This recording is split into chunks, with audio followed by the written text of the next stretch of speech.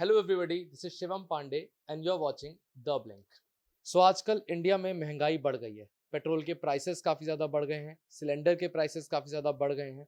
और मैं अपने आसपास के लोगों की परेशानियां महसूस कर पा रहा था कि वो कितने परेशान हो गए हैं पेट्रोल के प्राइसेस की वजह से, सिलेंडर के प्राइसेस की वजह से।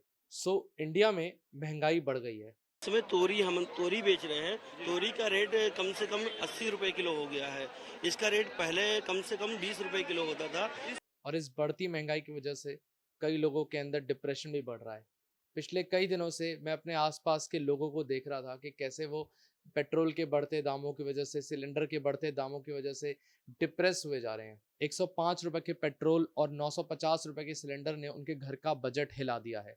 एंड ऐसा मैं नहीं कह रहा हूँ कि महंगाई देश में पहली बार बढ़ी है, बट ये मेरे होश में पहली बार है कि मेरे आसपास के लोगों को इससे काफ़ी ज़्यादा फ़र्क पड़ने लगा और मैंने अपने आसपास के लोगों का, अपने पड़ोसियों का या अपने घर के लोगों को महंगाई से परेशान होते हुए देखा।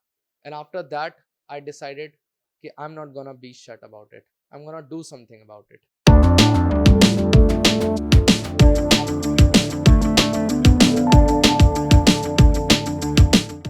सो मैं महंगाई की प्रॉब्लम को सॉल्व करने की कोशिश कर रहा था। और लाइक एवरी अदर प्रॉब्लम, इस प्रॉब्लम को भी सॉल्व करने से पहले इसको अच्छे से समझना जरूरी था। इस समय इंडिया में जो महंगाई है उसका मेन कारण पेट्रोल है। सी, पेट्रोल एक इकोनॉमी का बहुत फंडामेंटल कंपोनेंट है। अगर पेट्रोल के प्राइसेस ऊपर जाते हैं तो उसका इफेक्ट आपकी जेब पर डायरेक्टली तो पड़ता ही है, साथ ही साथ इसका इफेक्ट ऐसे ही पड़ता है कि जितनी भी चीजें आप खरीदते हैं, चाहे वो सब्जी होती है या फिर कोई प्रोडक्ट होता है, उसके ट्रांसपोर्टेशन में भी पेट्रोल और डीजल का काम आता है। और जब पेट्रोल और डीजल के प्राइसेस ज़्यादा होते हैं तो उनके ट्रांसपोर्टेशन भी महंगा होता है, और ट्रांसपोर्टेशन महंगा होता है तो प्रोडक्ट के प्राइसेस भी महंगे होते हैं। सो मैंने ये ढूंढना शुरू किया कि पेट्रोल के प्राइसेस आखिर बढ़ क्यों रहे हैं।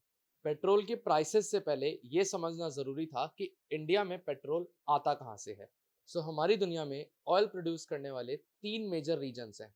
फर्स्ट इज WTI, जिसका फुल फॉर्म है वेस्ट टेक्सास इंटरमीडिएट, और ये यूएसए में है। उसके बाद है ब्रेंट क्रूड, जहाँ से ब्रेंट क्रूड निकलता है, और ये नॉर्थ सी में है। और नॉर्थ सी में यूके और नॉर्वे ऐसी कंट्रीज जो क्रूड ऑयल निकालते हैं, मतलब कच्चा तेल निकालती है, उसको ब्रेंट क्रूड कहते हैं।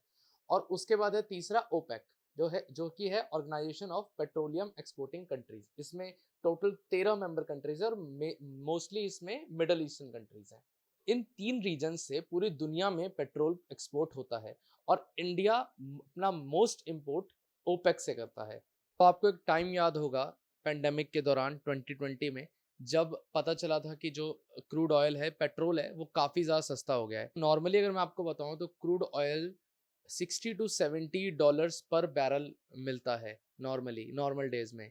लेकिन पेंडेमिक में, क्योंकि सभी कंट्रीज, पूरा वर्ल्ड शटडाउन में था, लॉकडाउन लगा हुआ था और कोई बाहर नहीं जा रहा था, कोई गाड़ी चला नहीं रहा था, और अगर कोई गाड़ी चला नहीं रहा था तो पेट्रोल कोई खरीद नहीं रहा था, और पेट्रोल कोई खरीद नहीं रहा था तो पेट्रोल कंजप्शन नहीं हो रहा था, और कंजप्शन की वजह से प्रोडक्शन पे इफेक्ट पड़ा। और पेट्रोल जो कि नॉर्मली, मतलब क्रूड ऑयल जो कि नॉर्मली 60 to 70 डॉलर्स पर बैरल का मिलता है, वो $3 पर बैरल का मिलने लगा। इतने ज़्यादा प्राइसेस डाउन हुए। और ओपेक, WTI, ब्रेंट क्रूड, इन सभी कंपनीज को बहुत ज़्यादा घाटा हुआ, इन सभी नेशंस को बहुत ज़्यादा घाटा हुआ। और इस घाटे को रिकवर करने के लिए इन सभी ने ये तय किया है कि अब जब नॉर्मल टाइम्स वापस आ गए हैं और सब लोग उतना ही वापस से गाड़ियां चलाने लगे हैं, और सभी की पेट्रोल डिमांड्स वापस से बढ़ गई हैं, तो इन लोगों ने ये प्लान बनाया है कि ये लोग सप्लाई को रोक देंगे। Now, the world's largest oil producers have agreed to the biggest ever cut in oil production. और सप्लाई को रोक करके जो नॉर्मली 60 to 70 डॉलर्स पर बैरल मिलता है, वो प्राइस इस समय 95 डॉलर्स पर बैरल को टच कर रहा है, जस्ट बिकॉज इनकी कमाई उस 1 या 2 साल में नहीं हुई थी और उसको वो लोग रिकवर करने की कोशिश कर रहे हैं। सो फर्स्ट तो मुझे पता चला कि पेट्रोल के प्राइसेस इंटेंशनली ओपेक कंट्रीज ने बढ़ाया हुआ है। May be in rich countries के लिए इनके लॉसेस को रिकवर करना जरूरी है, लेकिन ऐसे इनसेंसिटिव फैसले शायद ये इसलिए आसानी से ले पाते हैं बिकॉज इनको हम जैसे लोगों की परेशानियां, हम जैसे लोगों की प्लाइट इतने दूर बैठकर दिखता नहीं है। बट देन आई थॉट कि ओपेक के प्राइसेस बढ़ाने से फर्क तो सब पर ही पड़ेगा, बट नेपाल को पेट्रोल इंडिया से मिलता है और स्टिल नेपाल में पेट्रोल इंडिया से भी सस्ता है। सो आई थॉट कि ऐसा कैसे पॉसिबल है। ओपेक कंट्रीज ने पेट्रोल के सप्लाई को कम तो किया ही हुआ है, उसकी वजह से प्राइसेस तो ऊपर गए ही गए हैं, इसके ऊपर से कुछ इंडिया के भी इंटरनल फैक्टर्स है जो यहाँ वर्क करते हैं, और इन इंटरनल फैक्टर्स में सबसे बड़ा हाथ है टैक्सेस का। यस, सो गवर्नमेंट पेट्रोल पर हैवी टैक्स लगाती है, और अभी रिसेंटली गवर्नमेंट ने इस टैक्स को और बढ़ा दिया है। सो जस्ट फॉर कंपैरिजन, 2014 में आप जब 1 लीटर पेट्रोल खरीदते थे तो 16% टैक्स सेंटर को देते थे और 18% टैक्स स्टेट को देते थे। लेकिन आज के समय में जब हम 1 लीटर पेट्रोल खरीदते हैं तो उसमें 37% टैक्स सेंटर को देते हैं और 23% टैक्स स्टेट को देते हैं। सेंटर ने अपना टैक्स 16% से बढ़ा करके 37% कर दिया है, डेट्स मोर देन 2.3 टाइम्स, और स्टेट ने अपना टैक्स 18% से बढ़ा के 23% कर दिया है। सो इसका मोटा मोटा मतलब ये है कि जब आप 100 रुपए देते हैं पेट्रोल खरीदने के लिए तो उसमें से आपको 40 रुपए का पेट्रोल मिलता है और 60 रुपए आप सरकार को सिर्फ टैक्स दे रहे होते हैं। But this does not make sense, right? Because हमारे देश में रिप्रेजेंटेटिव डेमोक्रेसी है, मतलब कि सभी political party after all public की अपीजमेंट के लिए ही है, ठीक है? वो लोग चाहते हैं कि उनकी एक पॉजिटिव इमेज पब्लिक के सामने बनी रहे ताकि वो पावर एंजॉय करते रहें।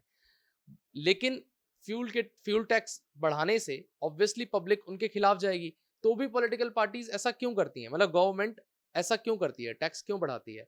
Then I got to know कि गवर्नमेंट के रेवेन्यू का मेजर पोर्शन जो है वो फ्यूल टैक्स से ही आता है। So to make my point more clear, ये न्यूज 18 का एक ब्यूटीफुल सा ग्राफिक है। इसमें यू कैन सी कि for every 1 rupee that government earns, 21 rupees corporation tax से आता है। ये वो डायरेक्ट टैक्स है जो कि कंपनीज गवर्नमेंट को पे करती है। 16 पैसे इनकम टैक्स से आता है, 19 पैसे जीएसटी से आते हैं और 8 पैसे एक्साइज से आते हैं। एक्साइज में पेट्रोल आप गिन सकते हैं, ओके। और वहीं हम यूएस को देखें तो यूएस गवर्नमेंट 51% अपने रेवेन्यू का डायरेक्टली इनकम टैक्स से कमाती है, 35% पेरोल टैक्सेस से कमाती है। पेरोल टैक्सेस एक एडिशनल टैक्स है उनके इनकम टैक्स के ऊपर जो कि वहां के सिटीजन्स पे करते हैं, प्लस 6% कॉर्पोरेशन टैक्स से कमाती है, कॉर्पोरेट टैक्स से कमाती है। तो कहने का मतलब ये है कि यूएस गवर्नमेंट 92% अपने रेवेन्यू का डायरेक्टली वहां के सिटीजन्स पे करते हैं, वहां के सिटीजन्स गवर्नमेंट को देते हैं। लेकिन हमारे यहाँ इंडिया में सिर्फ 37%, जिसमें कि 16% इनकम टैक्स और 21% कॉर्पोरेट टैक्स है, सिर्फ 37% गवर्नमेंट डायरेक्ट टैक्सेस से कमाती है। और यही कारण है कि इंडिया में गवर्नमेंट को रेवेन्यू के लिए, अच्छा पैसा कमाने के लिए इनडायरेक्ट टैक्सेस पर निर्भर करना पड़ता है, फ्यूल जैसी चीजों पर निर्भर करना पड़ता है। बट यूएस जैसे देशों में वहां पर फ्यूल और जीएसटी और इन सब चीजों पे वो ज्यादा निर्भर नहीं करते हैं, क्योंकि उनको जो मेजर चंक उनके रेवेन्यू का है वो सीधा सीधा इनकम टैक्स से मिल रहा है। अगर मैं आपको अपना पॉइंट और क्लियर करने के लिए एक चीज और आपको बताता हूं कि जहां पर यूएस, यूके, फ्रांस जैसे देशों में ऑन एन एवरेज 50 to 60% लोग इनकम टैक्स पे करते हैं। आपको पता है इंडिया में कितने लोग इनकम टैक्स पे करते हैं? Just 1%। Yes, this is true, just 1% of people pay income tax in India. And this is the reason that government को फ्यूल टैक्सेस और जीएसटी और एलपीजी सिलेंडर इन सब के प्राइस बढ़ाने पड़ते हैं अपना रेवेन्यू बढ़ाने के लिए। Now the next question in this series is कि गवर्नमेंट को पैसा कमाना क्यों होता है? सो गवर्नमेंट को पैसा कमाना होता है पैसे खर्च करने के लिए। अब मैं यहाँ पर वही घिसा पिटा सा आर्ग्यूमेंट नहीं दूंगा कि देश में हाईवेज बन रहे हैं, रोड्स बन रहे हैं, इसलिए पेट्रोल के प्राइसेस बढ़ गए हैं। द मेन रीजन इज कि अभी पैंडेमिक आया था और पैंडेमिक के समय आपको पता है कि प्रोडक्शन देश में एकदम खत्म हो गई थी। सरकार ने पैंडेमिक के दौरान जितना पैसा कमाया उसका कई गुना ज्यादा खर्च किया, ठीक है, डिफरेंट डिफरेंट स्कीम्स में, फ्री राशन एंड बहुत सारी चीजों में। और इस ज्यादा स्पेंडिंग से गवर्नमेंट का फिस्कल डेफिसिट बढ़ गया। और अगर गवर्नमेंट का फिस्कल डेफिसिट बढ़ेगा तो हमारी करेंसी की वैल्यू डाउन जाएगी, गवर्नमेंट को बाहर से डेट लेना पड़ेगा और एट लास्ट प्रॉब्लम हम सिटीजन्स को ही होगी। अगर इसका परफेक्ट एग्जांपल देखना है तो आप श्रीलंका में देख सकते हैं। श्रीलंका में गवर्नमेंट स्पेंड करती गई और उन्होंने अर्निंग के बारे में नहीं सोचा, प्लस उन्होंने वहां पर अपना टैक्स भी कट किया। टैक्स कट करने की वजह से उनकी अर्निंग्स और कम चली गई। ऊपर से उन्होंने कुछ ऐसे बेकार फैसले लिए जिसकी वजह से उनकी कंट्री में फूड इनसिक्योरिटी काफी ज्यादा ग्रो कर गई और उस वजह से गवर्नमेंट को और ज्यादा स्पेंड करना पड़ा और ज्यादा लगातार स्पेंडिंग और कुछ भी नहीं अर्निंग, इसकी वजह से उनका फिजिकल डेफिसिट ग्रो कर गया और अभी वहां की इकोनॉमी की हालत खराब है। आजकल न्यूज में यही पता चल रहा है कि नेपाल में भी कुछ ऐसा ही होने की स्थिति बन रही है। किसी देश में ऐसा ना हो इसलिए जरूरी है कि फिजिकल डेफिसिट के गैप को ज्यादा बढ़ने ना दे। गवर्नमेंट जितना पैसा खर्च करे लगभग उतना ही कमाए भी। बट अनलाइक यूएस जहां के 50% लोग इनकम टैक्स पे करते हैं, इंडियन गवर्नमेंट को ये रेवेन्यू जनरेशन इनडायरेक्ट टैक्सेस को बढ़ा करके करना पड़ता है।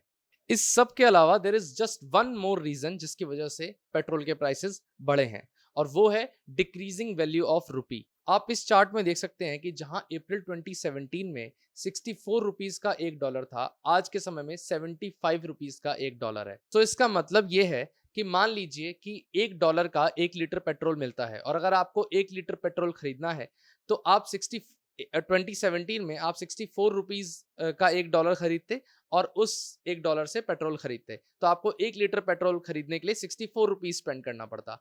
लेकिन आज के समय में वही 1 लीटर पेट्रोल खरीदने के लिए आपको 75 रुपीज स्पेंड करना पड़ रहा है, बिकॉज आपके करेंसी की वैल्यू डिक्रीज हो गई है। So this is also one of the reason कि पेट्रोल प्राइस हमारे यहाँ काफी ज्यादा हो गया है। इस सब के बाद मुझे ये तो समझ में आ गया कि हमारे देश में पेट्रोल के प्राइस क्यों इतने बढ़े हुए हैं। लेकिन जैसा कि आपको पता है कि वीडियो की स्टार्टिंग में मैंने आपको बताया था कि मैं I decided to do something about it.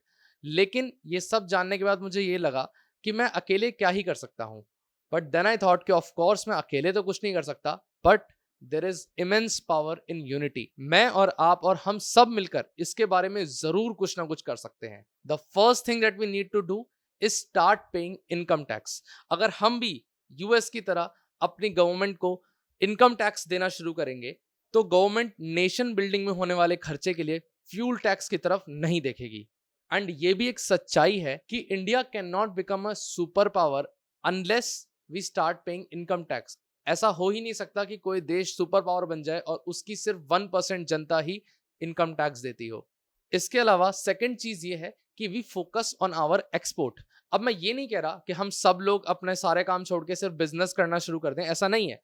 लेकिन जितने भी लोग बिजनेस करते हैं वो लोग या कुछ मैन्युफैक्चर करते हैं वो उसको एक्सपोर्ट करने की कोशिश करें, और जो लोग मैन्युफैक्चर नहीं करते हैं वो वोकल फॉर लोकल होने की कोशिश करें। If we will be vocal for our local products तो ऑब्वियसली उनकी मांग दूसरे देशों में ज्यादा बढ़ेगी। We can be vocal on social media, Instagram और ट्विटर, और इस तरह से हम एक एक्सपोर्टिंग कंट्री बन सकते हैं। एक्सपोर्ट्स के बढ़ाने से ये होगा कि जिस भी देश का एक्सपोर्ट ज्यादा होता है उस देश के करेंसी की वैल्यू भी ज्यादा होती है। सो अगर हमारे यहाँ के ब्रांड्स भी दूसरे इंटरनेशनल मार्केट्स में एक्सपोर्ट करना शुरू करेंगे तो हमारी करेंसी की वैल्यू ऊपर जाएगी और एसेंशियल कमोडिटीज का प्राइस हमारे लिए नीचे जाएगा। इन दोनों चीजों के अलावा there is one more thing that we can do कि we start shifting from petrol towards other options, जैसे कि electric vehicles. Now I know कि पिछले कुछ दिनों में बहुत सारे ऐसे न्यूज आ रहे हैं कि इलेक्ट्रिक स्कूटर्स में आग लग रही है, but that's a different thing. Electric vehicle can be a promising future. So now I hope कि आपको इस वीडियो से बहुत कुछ सीखने को मिला होगा, एंड इस वीडियो को आप जनरली ज्यादा से ज्यादा लोगों तक शेयर करें ताकि हमें पता चले कि हम सब लोगों को इनकम टैक्स पे करना शुरू करना पड़ेगा। Let's build a better India. जय हिंद। This was Shivam Pandey signing of.